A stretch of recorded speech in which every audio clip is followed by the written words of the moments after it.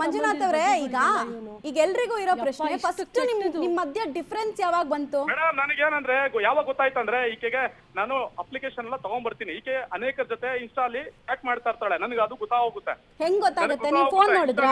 ಅನೇಕರ ಜೊತೆ ಚಾಟ್ ಮಾಡ್ತಾ ಇರ್ತಾಳೆ, ನಂಗೆ ಗೊತ್ತಾಗೋಯ್ತು. ಸರ್ಟಿಫಿಕೇಟ್ಸ್ ಎಲ್ಲ ನಕಲು ಅಂತ ಗೊತ್ತಾಯ್ತು. ಇವ್ರು ಮಾಡ್ತಕ್ಕಂಥ ಫೋರ್ಜರಿ ಎಲ್ಲ ಕೆಲಸ ಗೊತ್ತಾಗುತ್ತೆ. ಅವ್ರ ಅತ್ತೆ ಮಾವನೇ ಹೇಳಿದ್ರು ಇವ್ರು ಫೋರ್ಜರಿ ಅಂತ. ಆ ನಂತರ ಎಳೆ ದಾಖಲೆಗಳೆಲ್ಲ ಕೊಟ್ಟ ನಂತರ ಇಂಥ ಫೋರ್ಜರಿ ಬಿಡಲ್ಲ ಅಂತ ಯಾವತ್ತು ನಿಶ್ಚಿತ ಮಾಡಿ 25 ದಿನಗಳ ಹಿಂದೆಗಡೆ ನಾನು ಕಂಪ್ಲೇಂಟ್ ಕೊಟ್ಟಿದ್ದೆ. ನನ್ನ ಕಂಪ್ಲೇಂಟ್ ದಿವಸಗಳನ್ನ ಯಾಕೆ ತಗೊಂಡಿಲ್ಲ?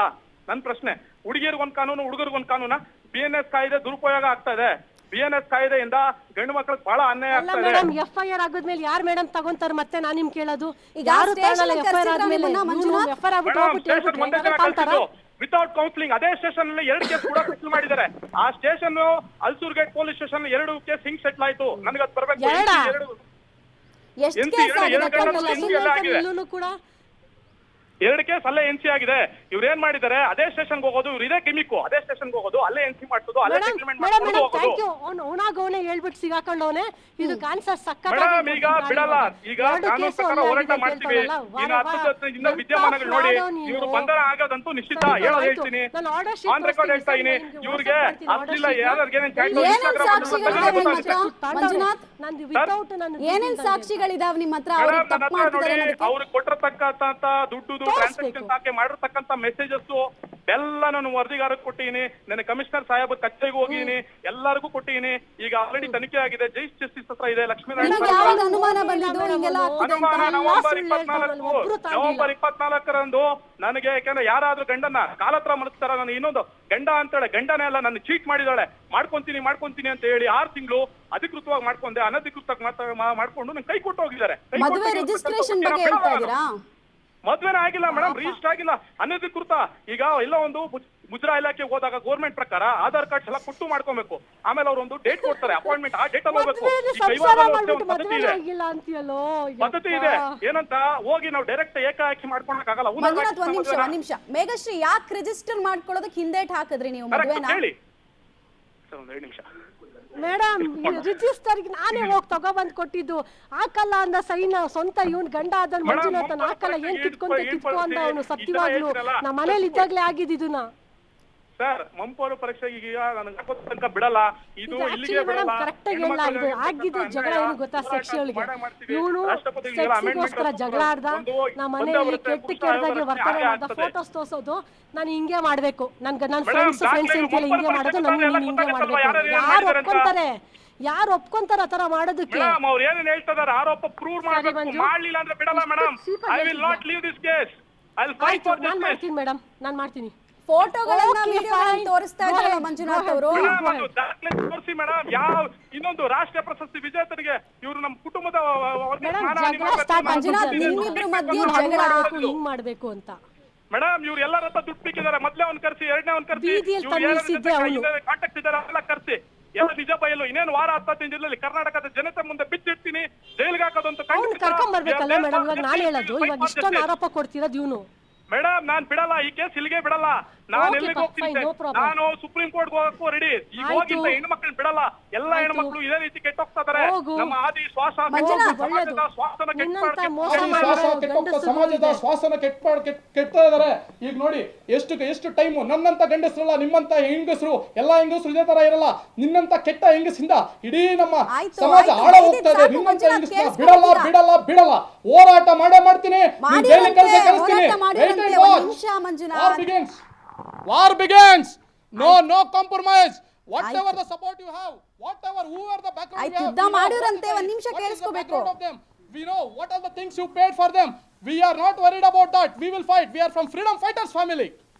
ರೀ ಮಂಜುನಾಥ್, ಈಗ ಏನ್ ಗೊತ್ತಾ ನಿಮ್ಗೆ, ಭಾಷಣ ಮಾಡಕ್ ಸ್ಪರ್ಧೆ ಅಲ್ರಿ. ನಿಮ್ಗೆ ಅವ್ರ ಮೇಲಿರೋ ಆರೋಪ ಮತ್ತೆ ಅದಕ್ಕೆ ಸ್ಪಷ್ಟೀಕರಣ ನೀವು ಕೊಡ್ಬೇಕು.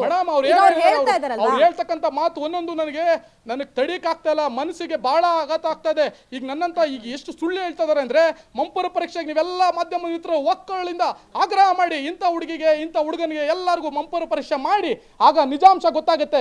ಕೇವಲ ಒಂದೇ ಒಂದು ವಾರದಲ್ಲಿ ನಿಜಾಂಶ ಗೊತ್ತಾಗ. ಉಗ್ರಗಾಮಿಗಳು ಮಾಡ್ತೀವಲ್ಲ, ಉಗ್ರಗಾಮಿಗಳಿಗಿಂತ ಇಂಥ ಹೆಣ್ಮಕ್ಳು ಬಹಳ ಕಠಿಣ ಶಿಕ್ಷೆಗೆ ಒಳಪಡಿಸಲೇಬೇಕಾಗಿ ನಾನು ನಿಮ್ಮ ಮೂಲಕ ಎಲ್ಲ ಎಲ್ಲ ಮಾಧ್ಯಮದ ಮುಖಾಂತರ ಎಲ್ಲ ಕರ್ನಾಟಕ ಜನತೆಗೆ ಕೃತಜ್ಞತೆಗಳು ಹೇಳಲಿಕ್ಕೆ ಬರ್ತೀನಿ. ಎಲ್ಲ ಕಾಮೆಂಟ್ಸ್ ಓದ್ದೆ, ಎಲ್ಲರೂ ನನ್ನ ಪರವಾಗಿ ನಿಂತಿದ್ದಾರೆ. ಏನಂತ ಇದಕ್ಕೆ 1, 2, 3 ಯಾಕೆ ಬಿಟ್ರು? ಪ್ರಶ್ನೆ ಎತ್ತಿ ನೀವು ಹೇಳಿ.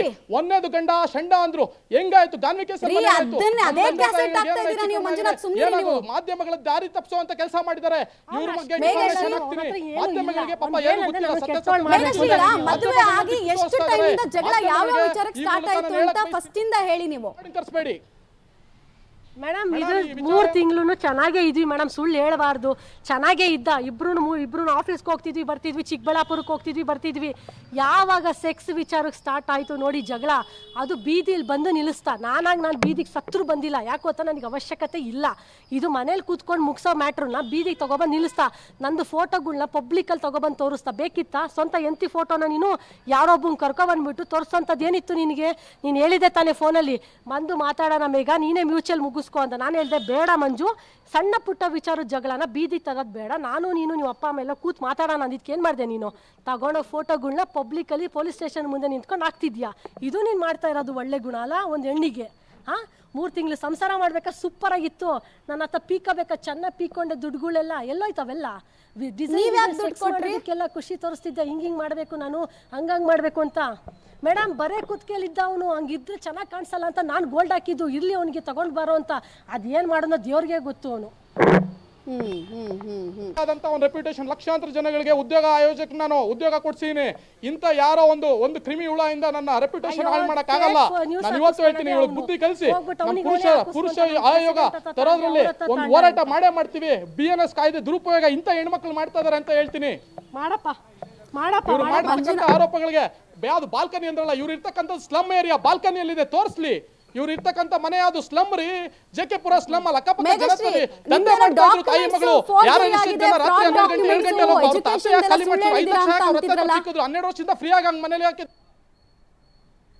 ಅಲ್ಲ, ನಾನು 5-6 ವರ್ಷದಿಂದ ಕಂಪ್ನಿಯಲ್ಲಿ ವರ್ಕ್ ಮಾಡ್ತಾ ಇದ್ದೀನಿ. ನನ್ನ ಫ್ರಾಡ್ ಆಗಿದ್ರೆ ನನ್ನೇ ಕಂಪ್ನಿಯಲ್ಲಿ ಇಟ್ಕೊಂಡು ನಾನು ನಿಮಗೆ ಕೇಳ್ತೀನಿ, ಇಲ್ಲ ತಾನೇ? 5 ವರ್ಷದಿಂದಲೇ BGVL ಆಗಿಬಿಟ್ಟು ನಾನು ವರ್ಕ್ ಮಾಡ್ತಿರೋಳು.